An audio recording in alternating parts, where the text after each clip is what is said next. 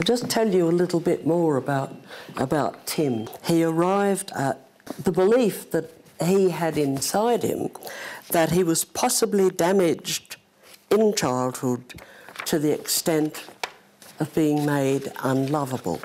Now, in CBT, that is a cognitive dysfunction. When Tim was born, he wasn't expected to live. He had born with a hair lip and one damaged beyond repair kidney, and he was really hanging on for life. He was in hospital for 3 months. Not a good beginning. Then when he went home, he discovered that he had an older brother who was very angry that he had seen very little of his mother for 3 months because she had been in the hospital with Tim. His brother has never forgiven Tim. His father was typical of his generation. He believed that if you praised a child, you spoilt the child. So Tim's father never praised him. And, you know, if your parents never praise you, but they've got plenty of criticism, what do you assume? They don't love you, do you? Not unreasonable. And then Tim was privy to the terrible family secret. When his mother was pregnant with him, she had her hair start to fall out. Now, I'll pass this round, but on the inside page, there's a photograph of her with beautiful black hair. And when she was pregnant, the second pregnancy, her hair started to come out in lumps. The doctors gave her some drugs which could well have been the cause of Tim's physical problems. And by the time Tim was born, she was bald. And she never, ever, as we say now, came to terms with her. She always wore a wig.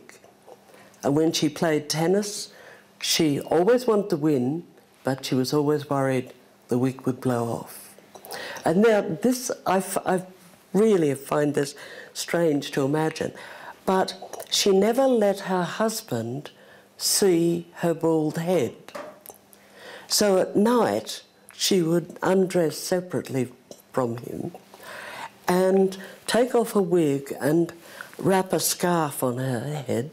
She must be very skilled to have been able to do that.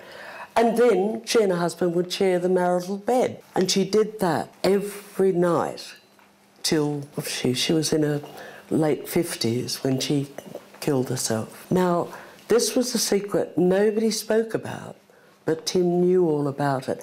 And he also knew it was his fault, wasn't it? You know, it had happened when his mother had been pregnant with him. And he'd, of course, been such a worry to her, her hair had never grown again. Now, for him to have a feeling that perhaps he wasn't lovable, is that a cognitive dysfunction?